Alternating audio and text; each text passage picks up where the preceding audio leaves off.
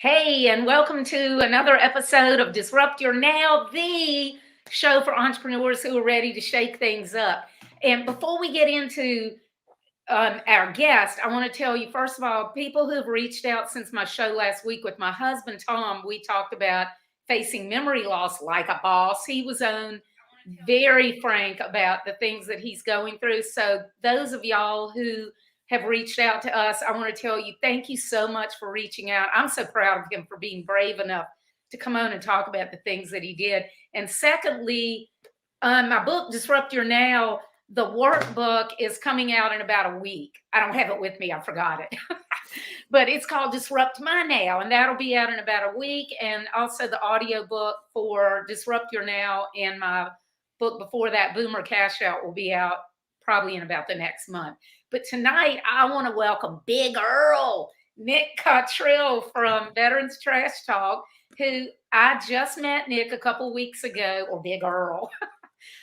We just met a couple of weeks ago at the veterans event that we had at Cyber Bites Foundation up in Stafford, Virginia. It was awesome. And Nick was there with their virtual reality suicide prevention training, which I never got to do. So I need to catch back up with you about that. But we just had so much fun talking. I was like, God, you got to come on my show. So welcome to the show, Nick. Oh, thank you, Lisa. Yeah, that was an absolute blast at Cyberbite. So that foundation has something really special going on, and I was glad to be a part of that for sure. And then able to network and meet all of you lovely people out there was also a blast. You should have done the VR training. It's awesome. But It sounded great, and I just got so caught up in talking with people about entrepreneurship and recording a video about why I combat suicide, veteran suicide specifically, but suicide in general, stuff like that. And so I missed out on it. They did. And then again, for the entrepreneur side of it, they tell you to find something you like to do and then find a way to get paid for it. Well, Exactly. I was always really good at talking shit. So, like, it's like, how are you going to get paid for that? Well, we found a way. Yeah, I love that. And I So, love it even on your website. I can't remember now what it says for your bio, but just some crap about he can talk about himself all the time or whatever. I just love stuff like that. So tell the audience, take a sip of your drink first. yeah. Oh, and tell everybody what it is because I know they're a sponsor of your Oh, yeah, show. it's 10th Mountain Bourbon. So if you go to 10thmountainwhiskey.com, they got a great rye. Their bourbon's a little sweet, which isn't too bad. And they got all kinds of stuff. But if you put in the code VTT, you'll get yourself a discount. They're big supporters of a lot of veteran things, big supporters of the Ultimate Sacrifice Foundation, who we're partnering with. So they come to almost every event that we're at, and they bring cases of booze for everybody, and everybody has a good time. So they're really cool. I need to get them involved with our racing team, not while we're racing. Right. Well, maybe it depends. What's your insurance look like? So Yeah, that's right.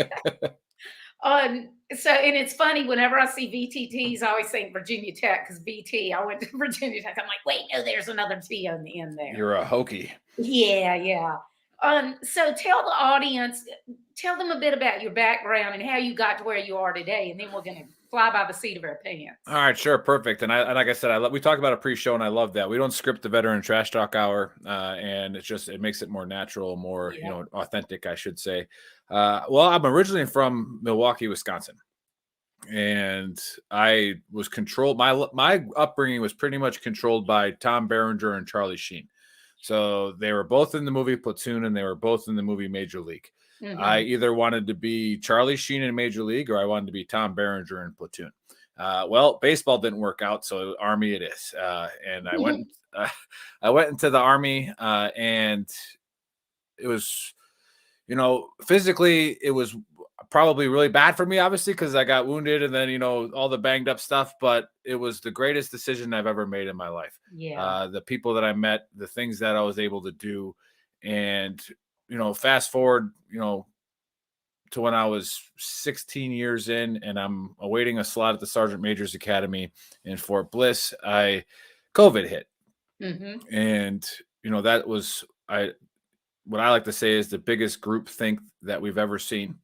Of people just all doing the same thing, no matter what the consequences were. Mm-hmm. And which I'm glad I had that educational background and knowing that, because when they shut down all my physical therapy and all my pain management for my injuries and my behavioral health, I was like, you know, this really sucks. And they just doubled my pain prescriptions. And, I just started, drinking a little bit more. Yeah.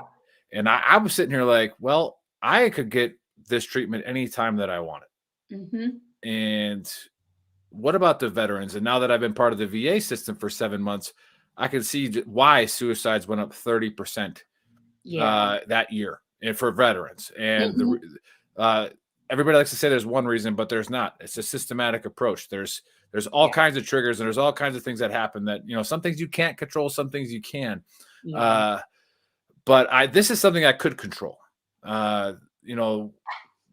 Understanding that there are veterans out there that couldn't get the same treatment that I was getting on a daily basis. They have to wait for their appointments.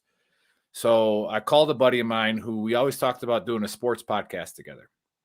And I called him up, and because he got out of the Army injured way before I did. And I said, "How you doing, man?" And he's like, "Dude, I'm not doing well." And I was like, "Well, what's going on?" And same story, except on the veteran side, which means that he has no idea when his next appointment's going to be. Yeah. Like none. All right. And this isn't the type of ambiguity that we want. These are people that are in pain.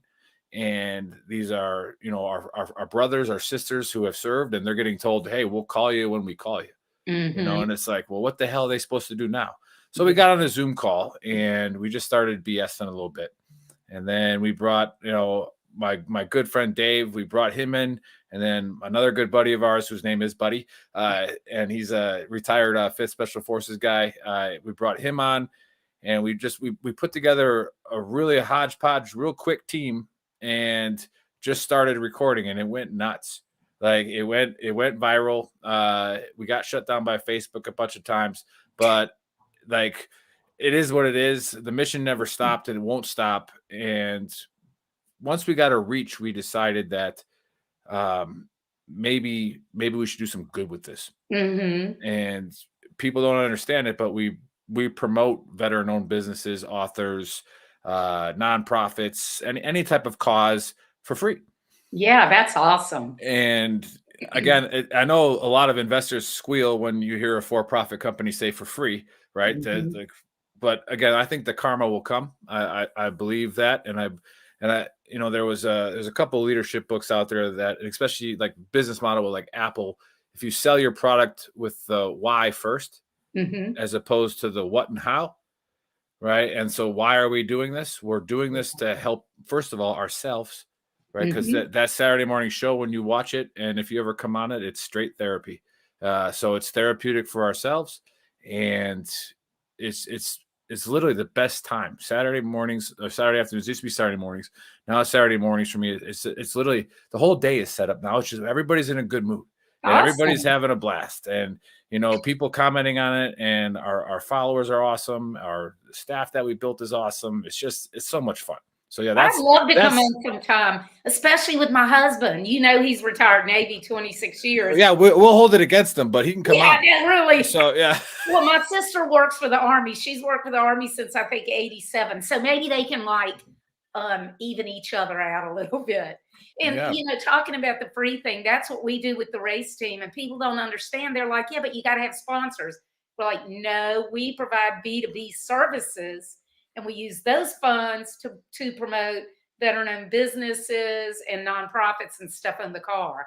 So it's more for purpose, for profit. Correct. And again, that's kind of the method that I went with was, and some people, we like I said, as businesses go, and we can talk about that probably a little bit later, but as they go, and some people are with it, some people aren't. They don't really know what they're getting into. Maybe they don't share the same values that you do. Right. And people who want to invest their time for money is understandable. Yeah. Right. Because you got to eat. That's right. You got to have money. That's right. You got to do it. And so there's, it's tough to sell it that, hey, come on our team. You might not get paid for a year, but maybe you will. Like, we'll see what it turns into, because we're well, and that's the beauty of small business, though, is that unlike a job, which the great thing about a job is you can walk away at any point in time, unless you're in the military, then you can't just walk away. But you can, but then you gotta, You got to deal with the AWOL, you know. Yeah, but that could be a problem. Then you're a felon, you know. But it's all right. Yeah. But the great thing about being a small business owner is you get to figure out what you want to do and how you want to do it. I always tell my clients it's your business and you can make it anything you want. Stop worrying about what everybody else is doing and just figure out what you want, because you don't have to have every person in the world as your client or your audience. You just have to be able to reach the people that you really want to. So I love the way that y'all are first and foremost helping people and helping yourselves, but also building a business on top of it at the same time. Yeah, that's been the beauty of it. Was, you know, it started out as our own therapy, turned into therapy for a lot of other people, and we know for sure that we've saved lives. When I say we, I mean the entire community. Yeah, yeah. And people don't get the strength and diversity and the strength in what has been built. And again, I didn't build the community; I built the idea Yeah. with a couple of friends, and everybody who's jumped on board to help has built that community. Yeah, And yeah. we have, you know, we can get into it, but we have moderators and admin on our pages that, you know, we never thought that we'd have. Wow. And it's such a diverse group that, you know, I wanted to get into this a little bit, is how the military has mission command. Mm-hmm. And for people who aren't veterans that don't understand that, mission command was developed to make our Army much more lethal, to where is the commander just gives you the intent and your left and right limit and you go. Yeah. Right. You don't have to turn around and ask for permission as long as you're in that left and right limit. Mm-hmm. So we have a diverse crowd of people that work for Veteran Trash Talk, most of them for free, and they're volunteering their time. And I never thought, I mean, I kind of had an idea, but I never thought I would be surrounded by so many different people. Yeah. And a lot of them, they're a little hesitant to pull the trigger, like risk adverse people. And understandable, because it's drilled into you. Yeah. You have to ask permission. Not in this company. Mm-hmm. Right? Like, nope. You do it. You send it. It's hashtag Yeah. send it. That's what we call it, you know. And it's like, Mm-hmm. you know, here's the rules. Here's the guidelines. No politics. No sex. Send it. Like it is what it is. But yeah. Mm-hmm.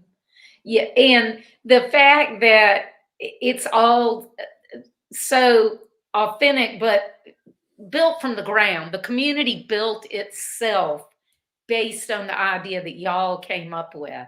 And I know for a fact, without knowing anything about your community other than you already know, because of the people that I've worked with over the past few years through the stuff we're doing with the racing team, there's no doubt in my mind that y'all have saved many lives, because what people who are not in the military don't understand the fact that task and purpose and that camaraderie. And, you know, when my husband retired, it was so hard for us because, I mean, he'd been in 26 years. He literally enlisted when he was 17 because he figured he was going to be drafted to go to Vietnam. So he enlisted in the Navy. He went to Vietnam voluntarily for 3 years, but that was all he'd ever known. And so when he retired 26 years later, he wanted to do something different, but he didn't know what. He had a master's degree, but it was still this whole foreign world. That was in 1990. And it wasn't during wartime when, you know, people coming out now, they've been at war their entire career. But at the same time, we didn't have the resources and the knowledge that people have now. We were on our own. That's actually when we started our first business. But I know firsthand from our experience the help that, you know, that people must feel from y'all.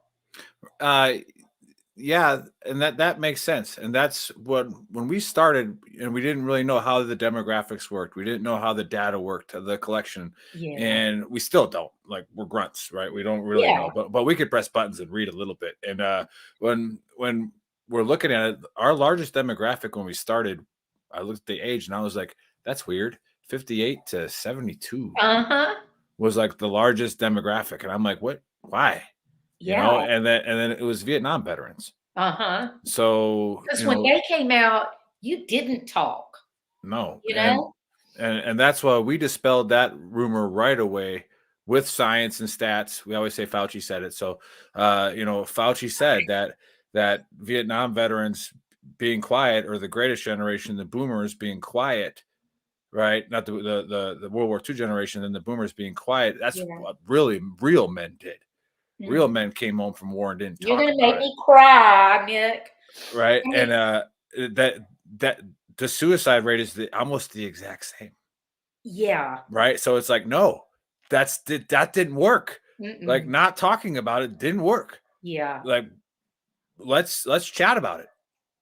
And we can. That's why we have our logo, the dumpster fire with the beers over it, because every great backyard party starts with a bonfire, right? That's true. And everybody's drinking a beer around it, sharing stories. Yeah. And having a good time. Maybe a fight breaks out because you got a little wild crowd, whatever. But we all hug him the next day, and it's like, sorry it happened. So the way I love the trash talk thing, because I'm going to give you an example of how much I don't think Tom even realized how much he missed it. I think I saw it, but he didn't realize how much he missed it. And like I said, he's been retired since 1990. And several years ago, we went to Daytona with our team. We had crowdfunded to race at Daytona, and we raised enough to pay for stem cell treatments for a veteran with MS, and caused by exposure to chemicals on active duty, by the way.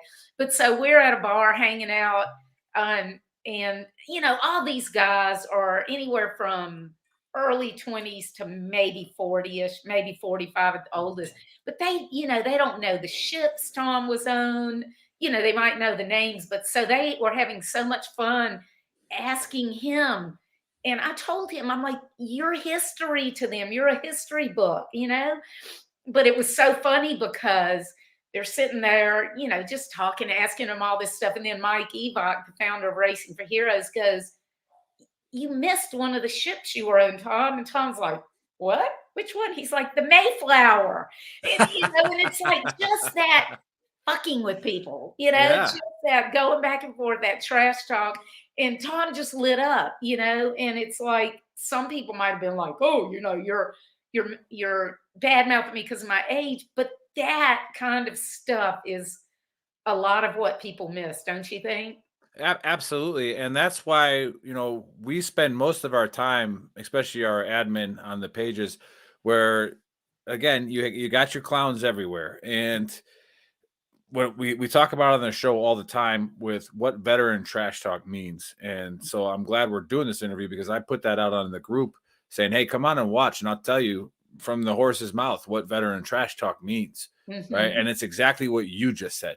It's that camaraderie of where we get together, we bust each other's balls or ovaries, whatever you have, right? We like we bust them a little bit, and then we love, we high five.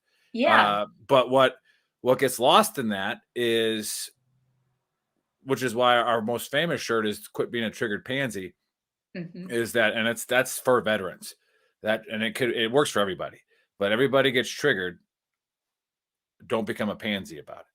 So when you start insulting, people, that's not trash talk. That's you being a dick, right? Yeah. Like, and when you start getting political, that's not trash talk. When you start getting sexual, that's not trash talk. Yeah. Right. It might be in your head, but that's not what we're going after. We're going after that just that camaraderie of having that trust and that confidence in the person left and right of you, and knowing that you can say whatever you want to a certain extent, and they're just gonna laugh. They might punch you in the face, but that's just the way we grew up in the infantry, right? Especially in the airborne infantry, is like, hey, you can say that, but he clocks you, we ain't gonna do nothing about it.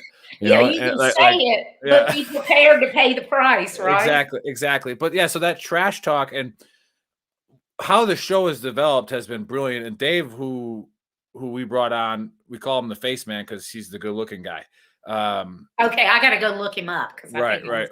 Well, wait, is he the one that's all buff without the shirt? Yeah, he's let himself go a little bit. Yeah, he's the one but that's just because he just got married. But and now he's comfortable. But before, when he was trying to attract the opposite sex, he's a very good looking man. But and we also call him face man because he doesn't say anything. Oh. Right. So he's on the show and he just stares at the screen. Right. It's like, hey, just look good, Dave. But he has actually become one of the best parts of the show, because he had an idea of doing a conspiracy theory to open up the show. Oh, okay. And it reminds all of us of when we're young E4s and E5s in the barracks, just how dumb of stuff we used to talk about. Like, because when you're in the army, the hurry up and wait, right? Or the Yeah. military, hurry up and wait. You're sitting there, you just find stuff to talk about. Hmm. And it's dumb. Like, you hear the dumbest things from all ends of the earth. Like, people, like, we had a kid say that electricity was started like in Montana. And it was like, okay, like, let's roll with this. Let's egg this on a little bit, and we keep the conversation going. But we start these conspiracy theories are the dumpster fire, and it's exactly what the dumb stuff that we used to talk about, and it just gets things flowing like That's right away. hilarious. So yeah, and then so it's weird that the guy who never talked to start the shows came up with that, and Uh-huh. now he talks all the time. So Still it's been waters awesome. one deep. That's Yeah. hilarious. Well, I want to tell you a couple things. So um, Joe said, so when we're old, we're living history. Yes, Joe, you are. I have to tell you that, sorry, but you are. And then, And be proud of that. yeah, I meant sorry, but you are jokingly. And Yeah. then somebody on LinkedIn says that they're going to punch you. Hold on, my damn computer is like locking. Whoever it is a keyboard warrior. Yeah, I'm So, going to punch Nick in the face if he beats me in another lap. oh, So I'm that's assuming that you know who that is. that's AK, yeah. So Oh shit! I should have known because y'all have been going. because she always loses, that's why. Yeah. So But I love watching, reading y'all's banter back and forth, and I love AK. See, I have met so many awesome people through the team, through our mission, and you and AK are just two of them. But I want to say, Tom is 14 years older than me, and so when we met, I was with him the last 6 years of his career. So he'd already done 20, and I'm like, I kind of didn't look at myself as a military wife, not because I wasn't proud of it, but because I didn't go through the hardships that other spouses do. I didn't get the adventure, but I didn't get the hardship either. And the worst thing, hardest thing I did was give up a career and move from Virginia to Florida and then have two babies right in a row. And, so, it doesn't but sound very easy. well, yeah, but I did not realize how much how much I missed the military until we started doing this. I got involved with Racing for Heroes and pulled the team in, and I was like, oh my God, it just felt so good to be back in that community because we had moved from a military community back to where I'm from in the early 2000s to be close to my mother. So even in the 90s, we were still in a military community, But then when we came back here, there wasn't a base to go to, unless you drive 2 hours. So even from my angle, I know how refreshing it is and how it even without me being, I obviously have not been to war because I was not in the military, but that there's this common bond and that you have each other's backs. And I just think that's so cool. Yeah, and seeing as you have, and you're 100% right, and seeing as you have a background, obviously, in being an author and writing and understanding, you don't consider yourself a dependa, as we'd call it, or somebody who's dealt with that stuff, but you were, and you have, and all those situations vary, which is why we're always very careful, and we try to educate other veterans we're a minority. So Mm-hmm. when you say all veterans, you just disenfranchised all of us, right? True. Because we're not the same, Yeah, right? Like, not all deployments are the same, that's right. right? Not Yeah. every spouse has the same experience, Yeah. right? And shout out to my wife Becky. And she was with me pretty much my entire career, Mhm. and took her out of her life, what she wanted to do, what she thought she was going to do with her life. That all just stopped. Yeah. Right. And then the kids, but then that support network, Mhm. that what we had in the military is actually part of PTSD. So when people get out of the military and they're struggling, it's because it's not because of what happened in war. Right. And Yeah. it's because they don't have that safety net, that Yeah. security that they Mhm. that they've always had. They knew Yeah. that no matter how much the day was going to suck in the Army or the Navy or Marines, They knew that they were going to be around their battle buddies. They were going to be around their brothers and sisters that day. Right. And then when you take that away, sometimes faster than what we'd hope for some, all of a sudden, where are they? Yeah. Who's watching their back? And like I said, seeing as your background is in writing and in business coaching and all that stuff, understanding how to be transformational in business, understanding that you might not like technology, but it's here and it ain't going nowhere except even more technical. Right. Yeah. Like it's just going to get even wilder. So if you're not willing to adapt to that, which is where veteran trash talk comes in, where it's like, dang, we can actually make a barracks virtual. Yeah. Like we now have our barracks every Saturday. Saturdays, we all come in, we crack a beer open, we crack a whiskey bottle open, cool. And we're all there together. Like, and got it. It's on screen, it's on camera, but we're all there. Yeah. Like, we can help each other. We can take care of each other. And another thing we're saying is get the demon out. Yeah. Right. And this is what veterans struggle listening to. They struggle hearing this, that the demon isn't the VA's fault. The demon isn't war's fault. Right. The demon is what happened in your life, and it's inside of you. It's your responsibility to get it out. All right. Once you get it out, hey, we're all here now. Yeah. Right. And we're going to do everything we can. And sometimes that's a kick in the ass. And sometimes that's a hug. Sometimes that's, I know that a few times some of our members of our family have paid for people's entire Christmas lists. Yeah. And it's like, we don't promote that on the page because you got to be careful for scammers. Right. But we know that that's happened. Right. Someone has gotten to a message saying, and then they message us saying, hey, just so you know, if this guy posts again, I paid for all this kid's Amazon list. Wow. And it's like, okay, thanks. Like, cool. But no, but that's the thing is with technology, why would we waste time complaining about it and not use it? Exactly. I've owned a web development company since 1996, and that's one of the reasons. I used to be a CPA, dropped my license. I was like, oh my God, this is it, because I can work from anywhere, do anything. And this was back in the dial-up days, but I could just tell, it's like I just had this intuition where it was going. I actually sold the .com right before the bubble burst. So I'm like a dinosaur. Smart. I'm a dinosaur. So you and Al Gore created the internet. Is what you're saying. Yeah. Me and Al did it. We sure did. But now I forgot what I was going to say. Technology, internet.com. Oh yeah. What I was going to say is I tell people now, especially older people that still are hesitant, like the internet now, we haven't even scratched the surface of what it's going to be in even just a few years.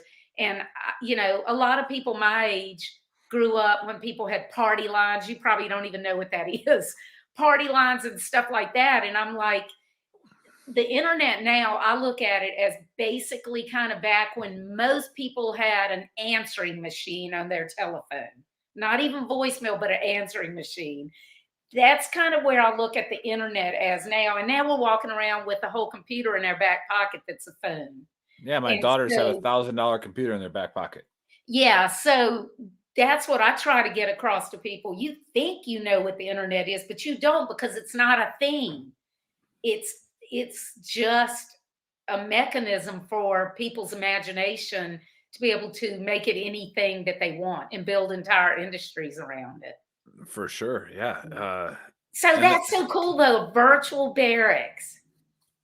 It's what we made before the metaverse even existed, right? Now the metaverse exists, maybe, who knows? Maybe we can actually turn it into an Oculus thing and put it on there. But we got to sell a lot more shirts before we can do that. That's right. Do you want to? And I know this is getting off topic a little bit. Do you want to tell people who aren't familiar with you what you mean by Oculus? What you're doing with that? Oh, so the Oculus is, again, this is a great story and through Veteran Trash Talk, and very similar to your racing community and building the Racing for Heroes, is you start meeting people. Yeah. Right. Like you talked about. And we grew so fast. We were meeting so many people. And even though we don't charge our guests, which our last reach, they were saying that we could charge about $1,700 to $2,000 an hour for our Oh my reach. gosh. And, we don't charge a dime. Yeah. And it's like, really, we're worth that much? And they're like, yeah, like your data collection, the people, the audience that you have is and the reach that you have is worth that much. But we have been blessed with a couple of really good sponsors that have not only given some of our host jobs, right? Mhm. They got hired. That's how I met JC Glick with Moth and Flame. Okay. JC is an old Ranger commander. He came on the show. We wanted to talk, and he loved it so much he wanted to guest host. We had him on, and then he sent me an Oculus, right? Which I don't know what that is. Yeah, right? you're like, what the hell's an Oculus? And it sat in my house for about 6 months. Okay. Never opened it. Because you had no clue what it was for. Didn't care. Mm-hmm. Right. And so he called me one day and said, "Hey, have you tried it yet?" I go, "No." I'm like, I don't play with this stuff. Yeah. You're thinking and, like a video game type thing or something. right. And he goes, seriously, just put it on. I need your feedback. And this is where veteran trash talk has become it's been so awesome in my life and everyone else's that's a part of it, is because of how authentic it is. Mm-hmm. So you actually get to see who we are every weekend. So there is no, I can't hide who I am anymore. Like it comes out. Right. There's nothing. And so JC trusted me. Mm-hmm. And he's like, I want your opinion. Okay. So I had to have my daughters tell me how to turn it on, and all this stuff. And Because you're old. Yeah, I'm old. I'm a generation. I'm a millennial, but I'm by a year. So it's 80. I think 81 is still a millennial. But I put this thing on, and within 2 minutes, I was emotionally invested in this person's life. Wow. And I'm like, this is crazy. I took it off. I called him and I said, "What do you want me to do with this?" I was like, "Do you want me to influence it on our podcast?" Because I was like, "I'll do that for free because this will help people." Mm-hmm. And he was like, no, I'm going to hire you. And I was like, no, I just retired in April. Like, nope, I don't want a job yet. And then he sent me the job offer. I was like, okay, I'll take the job. Twist my arm. Twist my arm. But no, again, we talk emotional intelligence, and this has implications on business, on your family, on your other relationships outside your family. Is empathy versus sympathy. Yeah. And I always say empathy leads to action while sympathy leads to hugs. Mm-hmm. Right. And unless you actually experience suicide, whether it's somebody under you that you were responsible for. Yeah. And even sometimes not even a family member hits that emotional intelligence because maybe you didn't even know that family member that well. Mm-hmm. Right. Unless you have that emotional intelligence, you're not really going to learn. That's right. You're not really going to become the best interventionist that you can be. Mm-hmm. And I look at suicide as the way like the FBI looks at a lone wolf terrorist. Mm-hmm. Right? Where no matter how much money we throw down the drain at suicide intervention, unless we tool everybody to be an interventionist, yeah, that's the only way you're going to get it. So right. How are we going to stop somebody who we actually can stop from killing themselves? Mm-hmm. And we've had lots of doctors on our shows. We've had people come on who are world-renowned, psychologists and everything. And they'll even tell you, it's like, there's people you ain't going to stop. Mm-hmm. So that's why I always say prevention is a bad goal. Intervention is the goal, yeah. Right? because that now we're playing on words, but intervention leads to prevention. Right. That's right. Okay. And so with the veteran trash talk community, I'm not a psychologist. I don't give any medical advice I don't give any psychology advice other than what my shrink tells me on the weekends. Right. But I do know that if somebody says something on our page, there's going to be 400 or 500 people that answer that. Pick which one fits you. Mm-hmm. Right. Like, because they're all different. And that's the strength and diversity. And I don't know. I get rambling about it because it bothers me that, especially with active duty, suicide prevention is not funded by the DoD. Right. And most people don't want to say anything about it because they're afraid they'll lose their careers. Well, that's starting to change, Oh, yeah. right? But but that was true, 100% true. You Mhm. said we had John Troxel on our show, the retired SEAC, and he's like, the hardest walk I ever had to make was to, Secretary of Defense Mattis' office and say, hey, I need to take a couple weeks off. Yeah. He's like, I need to go get help. Like, I'm Mhm. stressed out. And General Mattis was like, yeah, go Yeah, recharge, thank goodness. but again, that's where it sucks, because we're so ingrained in what people told us what we're supposed to be like. Right. And no, we're supposed to help each other. That's the bottom Yeah. line. And I can't stop people from killing themselves, but I can intervene. Mm-hmm. And if you have the emotional intelligence to do it, because you've either seen it, God forbid, had to live through it, Yeah. or you tried it, right? You tried to complete suicide and you didn't. We Mhm. have multiple podcast hosts that have attempted suicide, Yeah. and they didn't complete it. Thank God. Because, and I'll throw his name out there, Cliff, whose show goes live in about 25, 30 minutes. Mhm.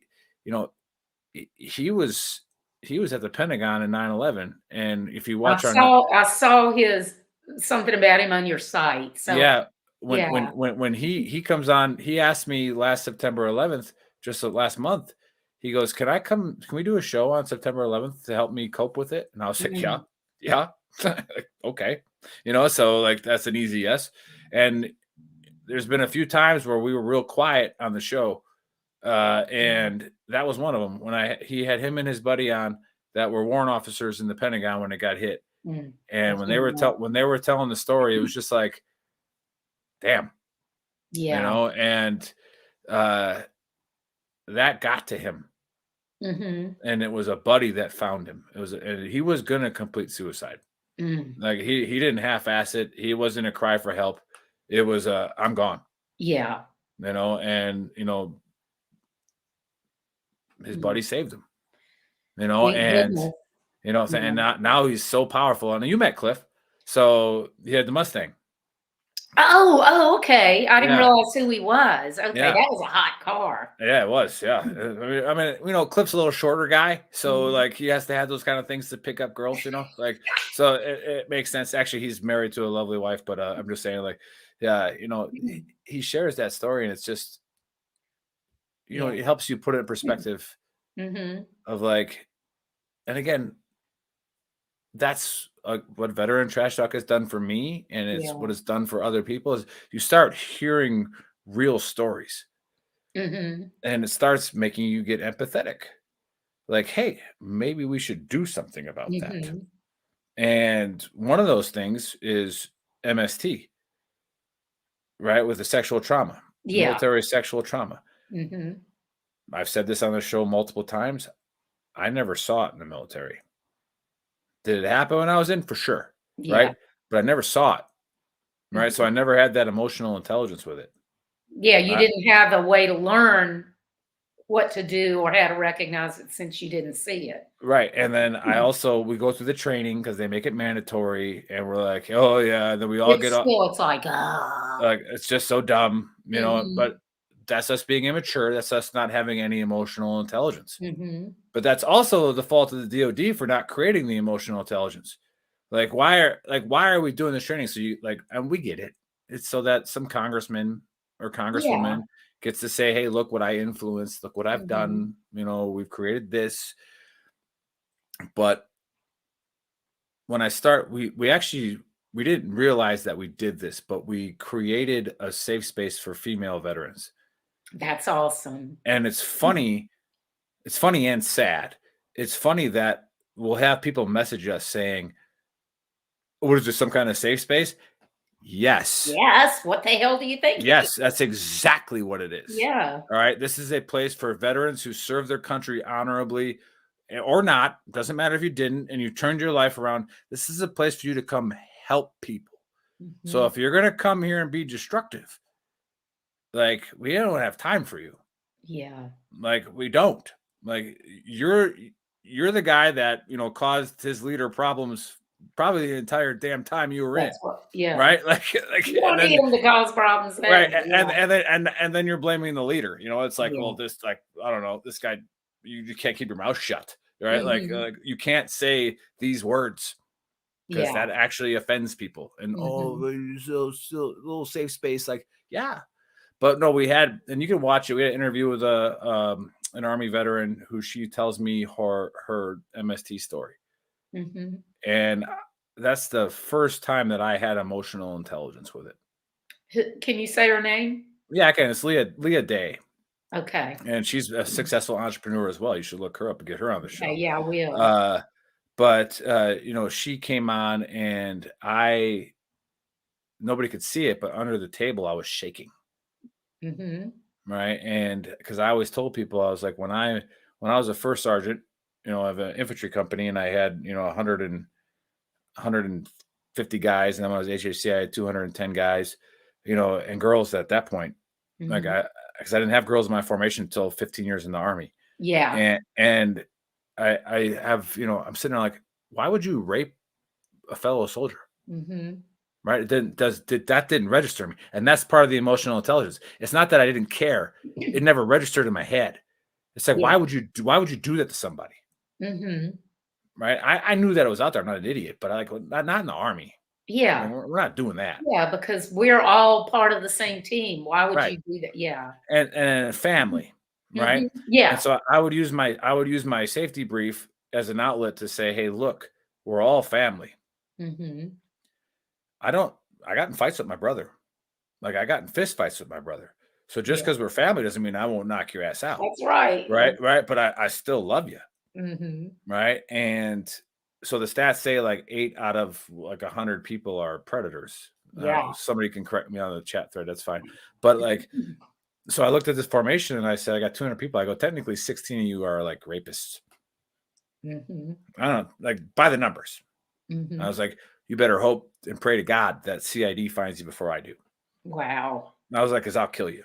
Yeah. All right. I will go to jail and I'll kill you because if you rape one of my family members. And now that necessarily wasn't the right message to put out. Right. And it might have been somewhat effective, but that also did not create emotional intelligence for anyone else either. Yeah. So who was I empowering? Like I wasn't empowering anybody. Mhm. So I wasn't doing the right thing. But I didn't know. You didn't know. Yeah. Right. And so when she told me that story, I was so like, I remember calling Dave, I remember calling like Joe, and I was like, we got to get her on. Mhm. Like we got to get her on a team. And then she joined the team. That's awesome. And then she's off the team now because she's crushing in other ways. But we went through that hard topic of sexual harassment and assault. What's the difference? Right? Like, Yeah. and it gets touchy. And that's why nobody wants to have that conversation. Mhm. And we had an issue right away in our company where we had to start making, and we made some wrong decisions and then we corrected it, made the right ones. Yeah. But it's like, we didn't realize that we are now having people who have other kinds of trauma other than war feeling very comfortable Mhm. sharing their stories. Yeah. And they've been the greatest asset to me as a person. And That's then cool. and then growing the company again, because the company starts at the why. Yeah. Why are we doing it? Mhm. So if we make $1 on it, cool. That doesn't matter. Yeah. And we have been a little bit profitable, so it's still going. You got But like, liquor. You got booze. we got booze. We work for booze. I'm able to send out like a couple $100 paychecks once in a while, but like, we get a little profitable. But Yeah. it's not. I just think that the sky's the limit with this organization. Yeah, I'm With so the team that we have. excited about what y'all are doing. One thing I want to say to people who aren't that familiar with the military, because my show is geared just towards entrepreneurs in general, so a lot of people are not familiar with the military. I always tell people military is a perfect cross section of America. Men, women, every ethnicity, every religion, every race, every race, every gender, everything, you are going to find it in the military. I also want to say about suicide, my grandfather killed himself when I was 5. And my grandmother tried to 3 years later, and she actually lived. She shot herself in the head, but actually lived like, I don't know, 30 more years. And she was lucid.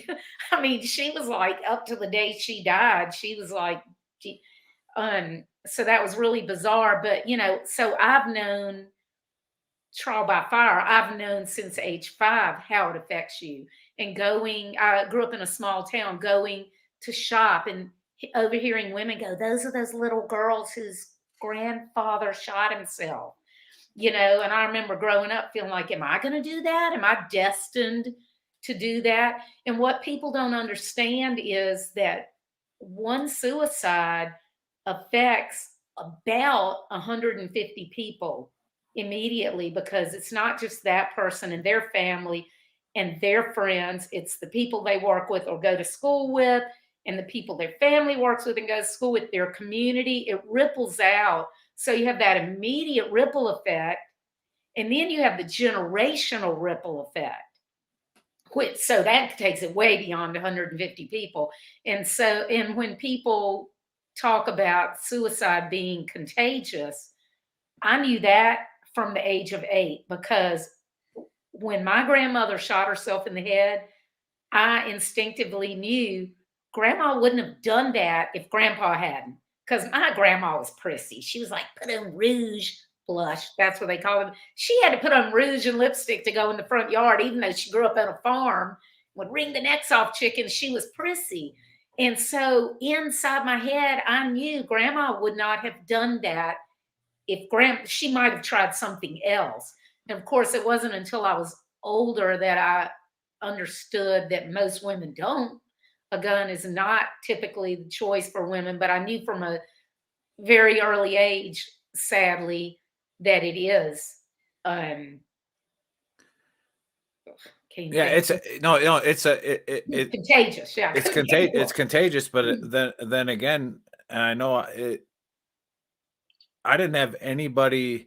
I had a high school friend kill himself, and then, which again wasn't emotional intelligence. It's just like you're sitting there wondering, well, why? Yeah. Like, hell, I mean, I remember that my friend who killed himself was a wrestling buddy of mine, and I remember like the weekend before he did it, I handed him a knife back. I'm a city boy, not knowing how to hand a knife back at the time. I gave it to him with the blade out, and he goes, no. He turns it around and, and I'm like, oh, I didn't know that. So he was that worried about that knife, and then he shot himself the next weekend. It's like, but again, life goes on. No emotional intelligence. You remember him, but like, does it really reach you? No. And you would definitely get emotionally involved with the suicide intervention that Moth and Flame has, because he starts talking about how his dad killed himself. Yeah. And like we always like to say on Veteran Trash Talk is the systematic approach to everything. So it's tough because the English language is linear. So this equals that. This will fix that. Yeah. You watch any political debate. I know how to fix this. Do you, dude? Like mate or chick, but it's usually a dude. Like, do you, dude? Like you know how to fix it? Maybe in Oklahoma, right? But but like every state and community across the nation, right? Yeah, and which again is not to get political, but the greatest system we've ever established was states. That's right. Like take care of your own. Like, and that's what we're doing as veterans here at Veteran Trash Talk. We're gonna take care of our own. We don't hate the VA, but we understand that they're overworked and they're underpaid, and like we'll take care of you. Give us right. And we're very careful with the work that we do with the team and Racing for Heroes itself. Mike, the founder, is like, my goal is to not be needed. My goal is to be able to close down Racing for Heroes. And so anything that any of us say about the VA, we're not saying it to be like out trashing them. They're people too, but we can trash the administration. Right. You don't trash the people working there. Yeah. Right. One of my friends, unless they suck, which is There's a couple. One of my friends who I'm not going to say his name on here, but you would have met him up at Cyber Bites. The first time I met him, he told me that Racing for Heroes saved his life, that he was suicidal. It was the middle of the night. He was driving around and he called the VA, the hotline, and they're like, basically, we can get you in 3 months, and somebody that he knows that he called was familiar with them. And, once he got in there and built that camaraderie, and that was what got me involved. And I know I'm getting totally off topic, but I don't think we really had a topic.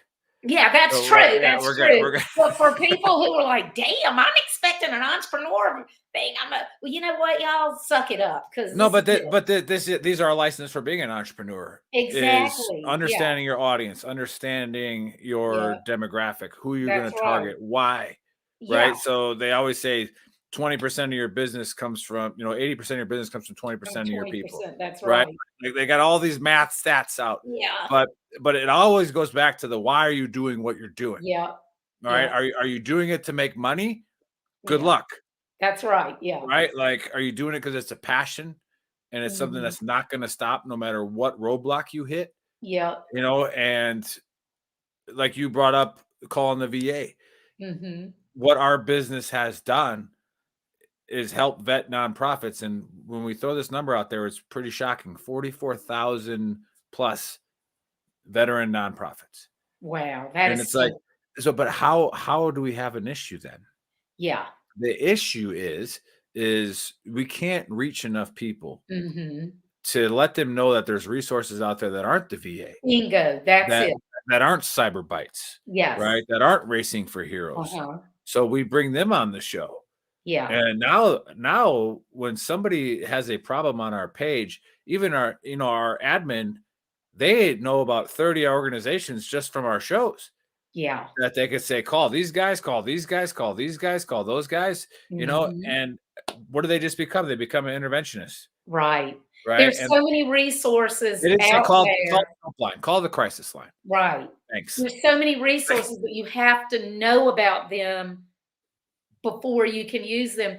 So when Racing for Heroes first called me, it was like the end of 2018, and they wanted me to develop a national awareness campaign for them. Well, they're located in the same county I'm in Virginia. They're out at Virginia International Raceway.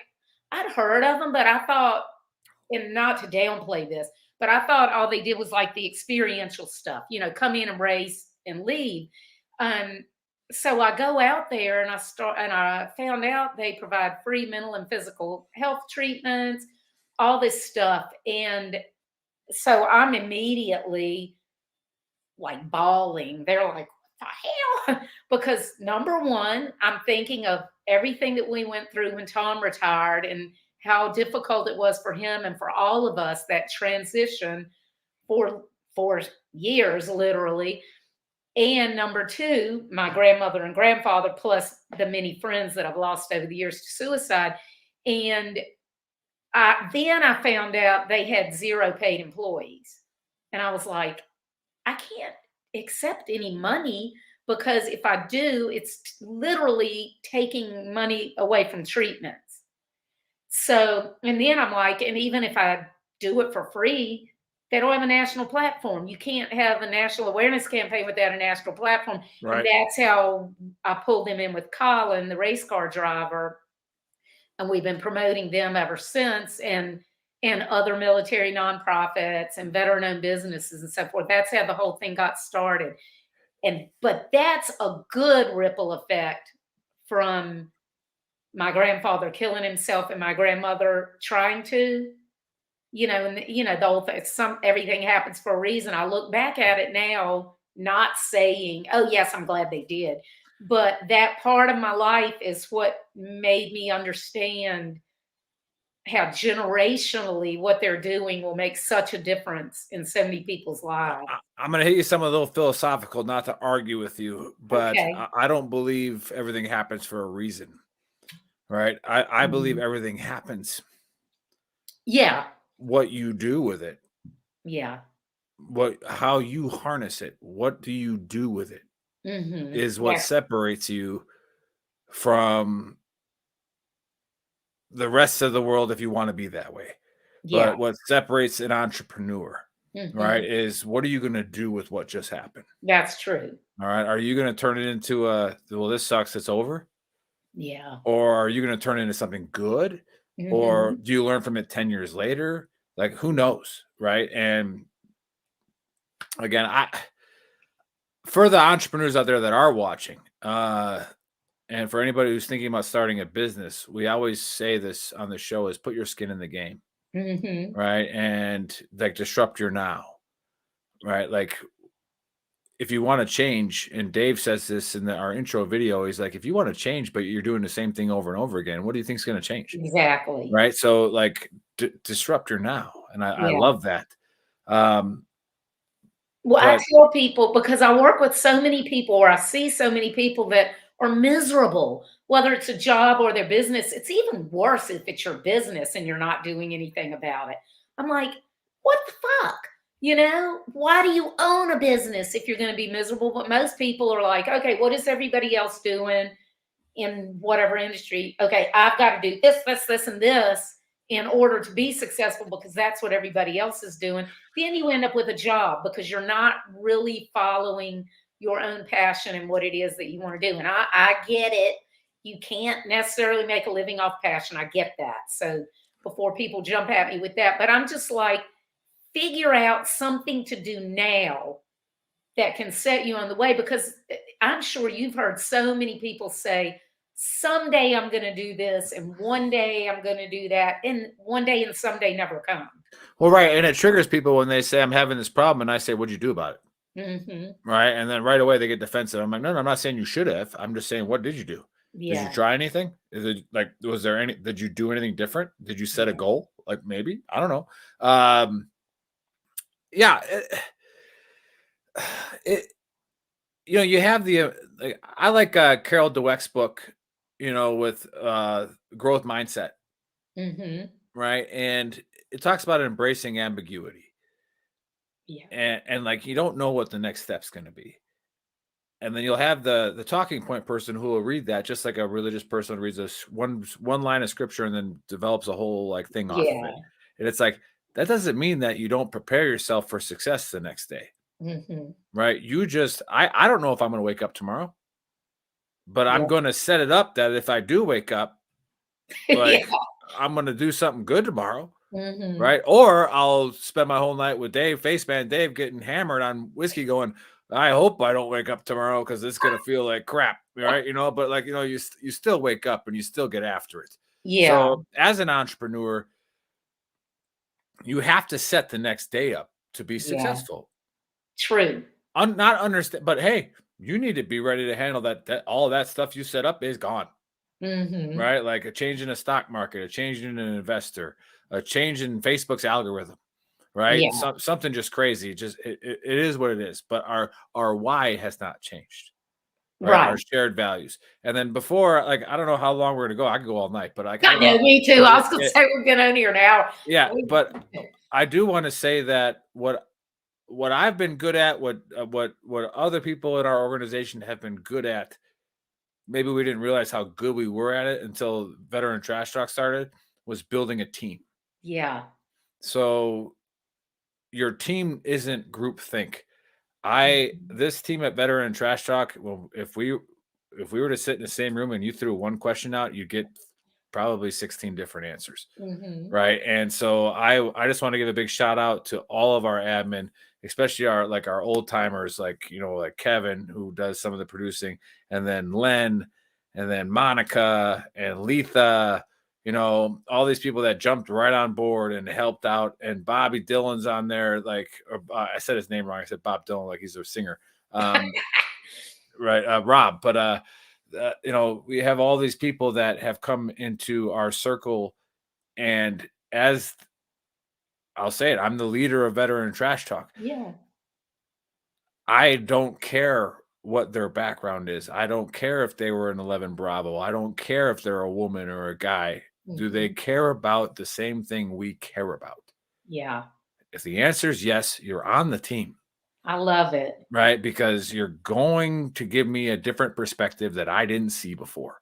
Mm-hmm. And I have grown so much as a person with Veteran Trash Talk because of those people. So a big shout out to you guys. If I forgot a name, you'll reach out to me and I'll slap you in the face. Yeah, they'll be like, "What the Yeah, hell?" yeah. That's so awesome because the people that you surround yourself are what ends up helping make you. Mm-hmm. And it's very interesting. We were talking earlier about dependence. One of the things that's been interesting for me over the past several years is how many men I've met who were active duty and now they're dependents because they've retired. So it Right. might be a Green Beret or whatever. And now they're like, and now all of a sudden they're like, shit, I'm a dependent, Yeah. and Cliff's a dependent. That's how I can afford that Mustang. yeah. Yeah.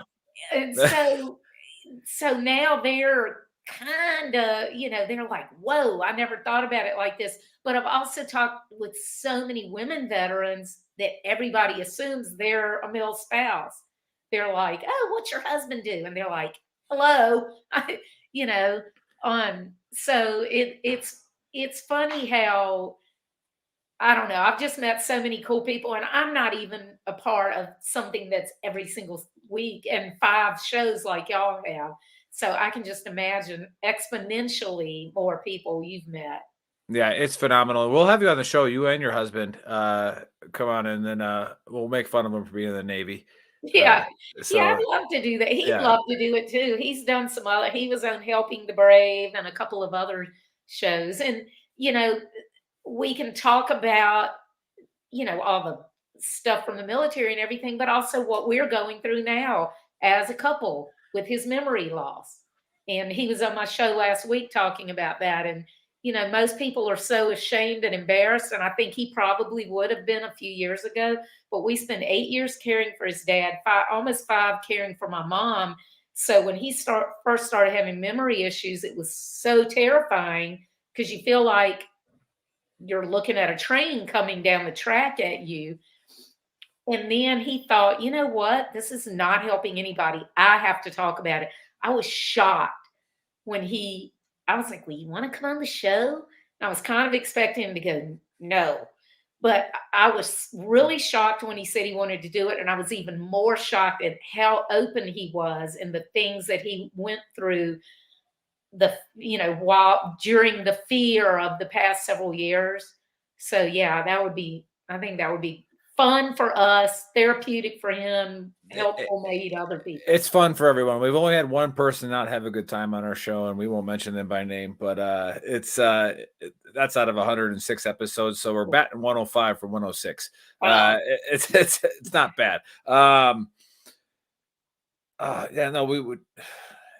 Yeah, the therapy is phenomenal, and we'd love to have and like what your husband did and the demon that he deals with, the memory loss, because it is a demon, and because once he gets that out, once he talks about it, right, it's so much easier. It is. That's why our shirt says "Get the demon out," right? Get it out. It ain't gonna go nowhere. It's still gonna be with you. Yeah. But at least everybody around you knows that demon. Yeah. So when you're dealing with that demon, I can now be empathetic because I know what that demon is, and I can also act because I know what that demon is. And I've shared this story. I used to get so teared up. I couldn't even thinking about it.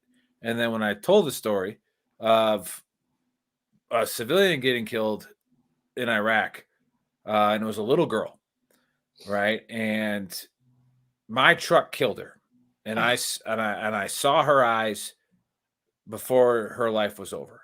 Wow. Not to include the entire car full of people.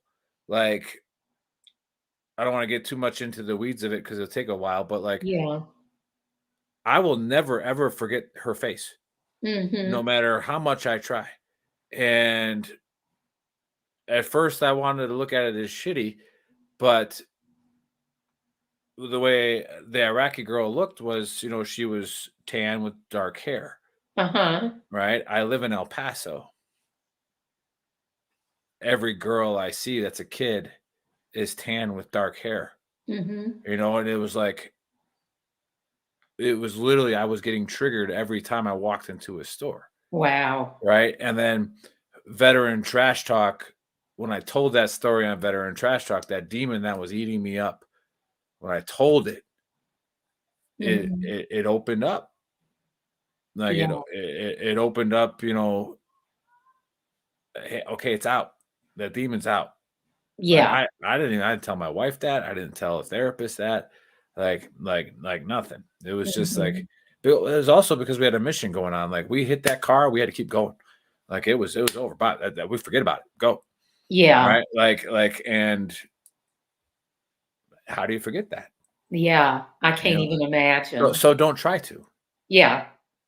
Right. Just embrace it. Let the demon out. Let my buddies take care of it.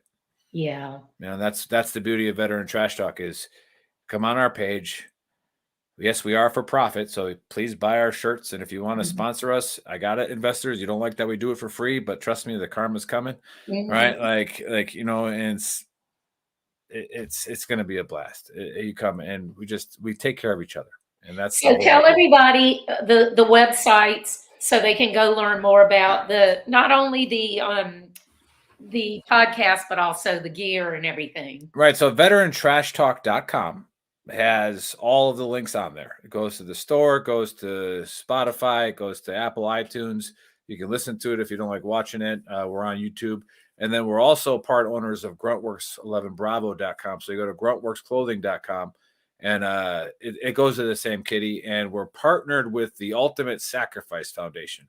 Okay. So 3% of all of our profits, which doesn't seem like a lot, but if you're in the apparel business, that's a lot. Yes, because the overhead's crazy. So that's right. Yeah.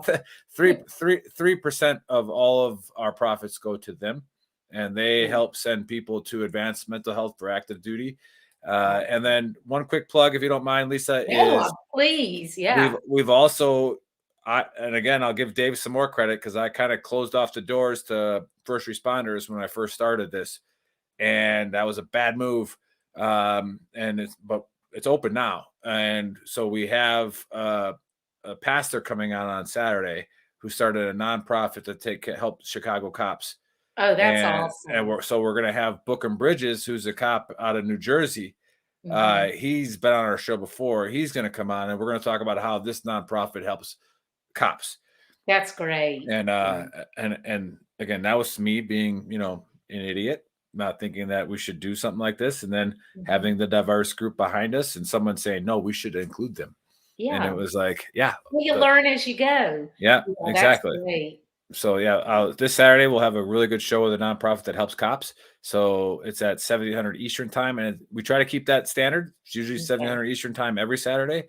And Lisa, after we're done with this show, we'll get you scheduled so you and your husband can come on. Thanks. I have had so much fun talking with you, Big Earl. Everybody does. Yeah. But I've had so much fun talking with you. I appreciate so much everything that y'all are doing. I'm so glad I got to meet you at Cyber Bites, and I'm loving you and AK's battle on the laps too. I mean, it's not a battle I won, so that's true. That's true. Yeah. It's probably a masculine thing, right, AK? That's right. Yeah. She's awesome though. She was on the show the other week. I love AK so much. Yeah, she is. She's awesome, and I know one of our team just signed up with her to follow her on her ride. Yes, I saw that last night. Tom and I are going to try to go up and be at the statue when she gets there. Because I was like, maybe we can come either when you're leaving or you get there. She's like, you don't want to come when I'm leaving because it'll be late at night. Right. So I think we're going to try to go up and meet her at the statue. That'll be awesome. Well, perfect, Lisa. I appreciate you having me on. And your book again, Disrupt Your Now. Yeah, the most recent one is Disrupt Your Now. And I have another one called Boomer Cash Out that's I wrote a few years ago, and that's just about using technology to make your business more valuable and likely to sell. It's all layman's stuff, not how to do it, but why to do it. But Disrupt Your Now, 50 entrepreneurs from all over the world, ranging from world famous people, like one of the people. Like the Big Earl. What? Like the Big Earl. Yeah, just like you. Like one of them, Ralph Lauren's been his client for 35 years. Never heard of him. Victoria's Secret, Tiffany. Yeah, no, people like, but then down to a guy who was in prison for 15 years for armed robbery, and No, a that's 17-year-old on the spectrum. So literally 50 from country all over the world, all different types of people, lessons they've learned, problems they've overcome. And I have it broken down in 5 sections, starting with you and what you want out of life, and, you know, what your priorities are and everything. And that's what it starts with, and it ends with having a higher purpose. And So, I'll tell people right now, you don't need education to be successful. However, if you don't educate yourself, then you'll never really know. So yeah. if you read Lisa's book, you never know what door it might open. Oh, Right. well, thank you for that. But you're right about education, because education doesn't have to be formal school education, but everybody should be learning every single day through Right. something, whether it's A, podcasts like yours, books, TV, whatever. a Just real life lifelong problems learner. too. Just you read something and it might open a door for you. That's And right. so Yeah. definitely. Yeah. Thank you so much for being on here, Nick. I really, really appreciate it. No, thanks, Lisa. Yeah, let's keep this going, and we'll get you on the Trash Talk Hour. Sounds great. Talk to you later. And thanks everybody for joining us. Bye.